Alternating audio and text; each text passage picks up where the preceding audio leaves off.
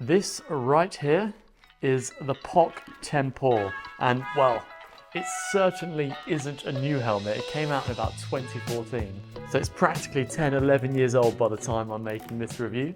But it keeps on showing in wind tunnel testing that it's one of the fastest helmets out there and remains as one of the fastest helmets even to this day. Now, whether it is that fast on me or not, I'm going to go more into some test data that I've done later on in this video. But let's get to the start of the review and what are my experiences when using this helmet. If you want to skip to any specific parts, I will have the chapters listed below so you can find out what's coming up as well.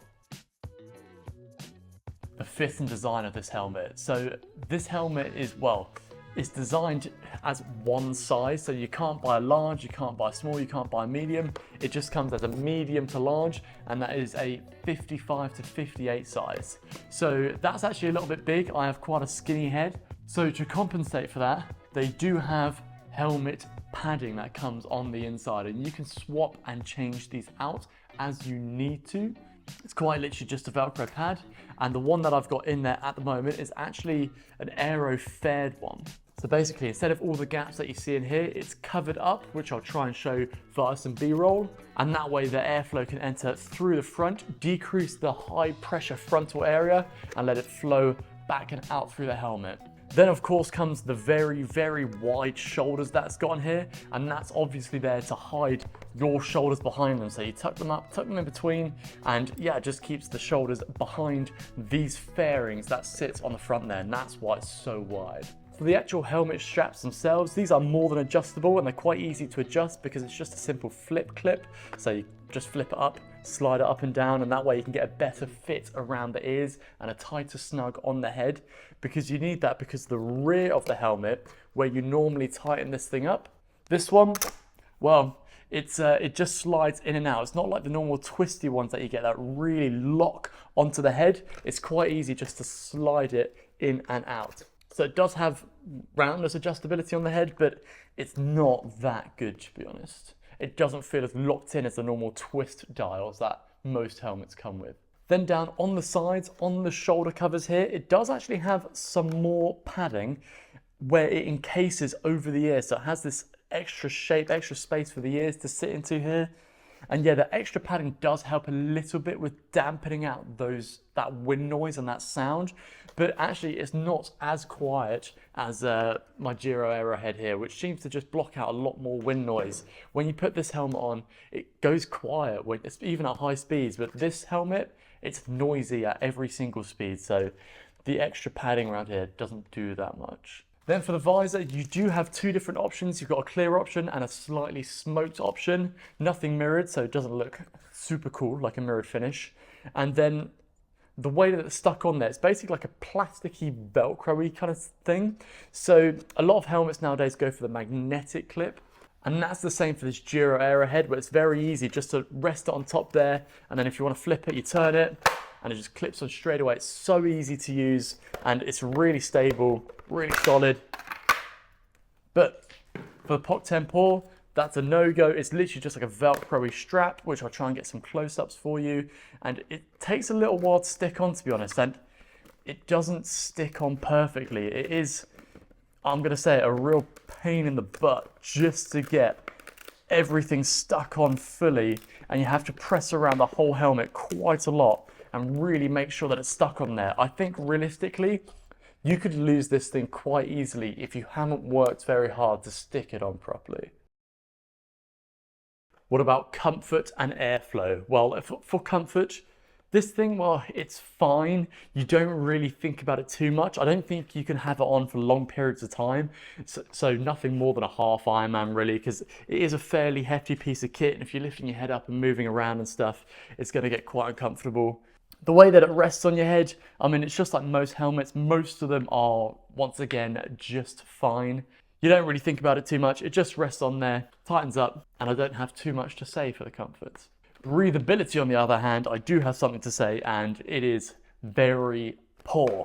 So it has these two, well, pig nostrils on the front here, But like I said, it's probably best to run the most aero setup possible on here with the actual fairing on the inside so it can direct the airflow through the helmet. But even without that on there, the breathability is still really poor. Like, your head's gonna get very hot very quickly in this thing, and I am sweating buckets after just even like 5 to 10 minutes, and it really starts to collect on the visor on this one.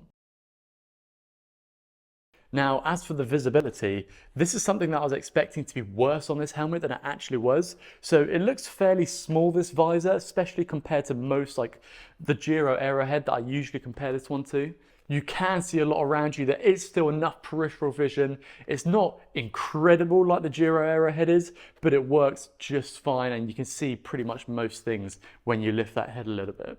So yeah, I was expecting it to perform worse than it actually did on this one. But more on position and visibility a little bit later. Stability. Now, this is where the cracks really start to show through in this helmet. When you are at high speed, if your head is not in that downward position, because of it's basically 2 fairings on either side of the helmet, as soon as that's lifted up, the helmet just becomes really unstable. It gets buffeted a fair bit, especially when the wind speeds are high. Not only is it buffeted, it kind of feels like it wants to lift up a lot as well. So if you're in a much higher position, the airflow wants to lift up and lift the helmet off your head. So what I find doing with this helmet is constantly pressing it back down into the position I want it to be. And because the clips, the round ring that clamps around your head, it just doesn't quite go tight enough like the normal turn dial would, I just can't quite lock it onto my head as much as I normally can with other helmets. I think part of this is probably because where the actual lock piece goes on, it doesn't go low enough on the head, and there's no height adjustability. So you can't have it higher, you can't have it lower, so it can't sit underneath the occiput there quite where you really want it to be locked onto the head. So like I said, if I'm riding along on the TT, I'm constantly pressing it back down into the position I want it to be. And I think as soon as you lift those arms, you're coming out of the aero position, which is kind of the main purpose of this thing, to be as aero as possible. That's an issue that I just don't have to deal with other helmets like this Giro Arrowhead. Once I've got it locked in, I hardly ever have to adjust it. It doesn't get buffeted by the wind, and it's a lot quieter, and it doesn't lift as the wind speed gets over like 40, 50 k's an hour. So, speed of the helmet. Is this helmet fast? And the answer is kinda. This is a tough one to answer, especially without a wind tunnel. But like I said, I've done my own testing. I've done it around the velodrome in Sinu in Mallorca, and I did about 15k on each helmet, just trying to compare the speed differences. 3 different runs back to back, alternating between the 2 helmets. Now, the data that I found from my testing was unfortunately inconclusive. You can watch the full video if you want to. I'll link it down below. I'll go over all the methods and the test data and the results. But yeah, it was inconclusive. Basically, this helmet was no faster than this helmet. And that was almost trying to hold a perfect position as well. Now, unfortunately for this thing, you have to be holding a perfect position. With other helmets like this one, it's a lot more forgiving if you need to head up, look around. And you know what? For most triathlons and time trials in the UK, and even for closed roads like Ironmans and stuff like that, you have other participants around you. You have roundabouts, you have cars pulling out, you have all these things, especially in England, you have bloody potholes to look for up the road. And well, if you're just trying to hold this in a perfect position, which I'm just going to overlay now, it is extremely aerodynamic. But even on the velodrome, where I was trying to replicate my row position, where I had to be looking up and had to be looking forward with the most aero position possible, you can see that it just kind of loses that benefit. Really, this helmet wants to be, you want this tail to be flat and this nose down, but then if you look at the visor, you can barely even see the visor. You're looking downwards at the ground. So unfortunately, especially for the UK, and even for like Ironman distance or closed roads events, because of the other participants around you, you can't take advantage of the aerodynamics of this thing. So who is this helmet for? And this is really its main weakness, because it has a very distinct lack of versatility. it can't really be used for time trials in the UK. Even on like closed road track time trials, there's still other participants around, and it can't really be used for triathlon as well. Once again, participants, potholes, other cars and stuff like that. So you're really, really limited to, first of all, track cycling, especially if you're doing like a 4-kilometer time trial or something like that, then this is probably almost like the perfect helmet, especially if you're the right body shape for it, which I'll talk about in a second, because you can just look down at the line. You don't really need to be looking up at your position, and you can just go around the track as hard as you can.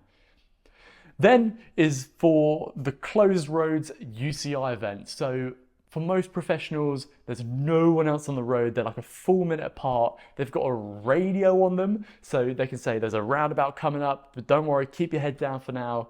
Most people in the real world don't have that kind of situation. And so, yeah, it locks this helmet into basically pros doing UCI closed roads events and track cyclists. The kind of person I would recommend this helmet for is the bigger guys, such as myself. I'm 6'4", like 192 centimeters. I'm a swimmer, so I've got a fairly broader shoulder, and these wings actually do help hide those shoulders quite a lot. If you're a smaller guy, this helmet does start to look massive on you. So if anything, it might be a little bit too big for some of the maybe more like 60 kilo riders.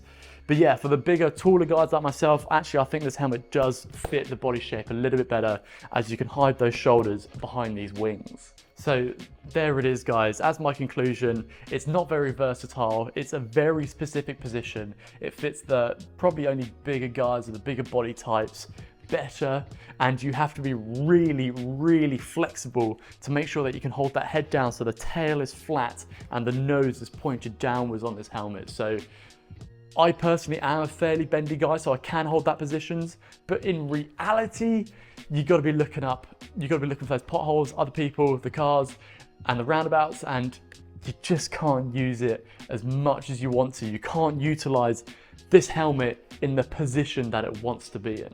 One thing I will say for this helmet is that it really is in desperate need of an update. Like I said, I think it's about more than 10 years old now. The sides here feel kind of flimsy. The way that the visor goes on is really annoying. Just use magnets like everyone else does. And you want to be able to flip that visor so you can sit it on top as well. The breathability is kind of rubbish. So yeah, like I said, the helmet could do with some updates. Guys, if you have any more questions about this helmet and stuff that you think that I've missed, please put them down in the comments below, and I'll do my best to answer them. Moreover, you can message me privately on Instagram here if you have any further questions. And yeah, I've been Jason. This has been Cycling Unboxed. See you in another video.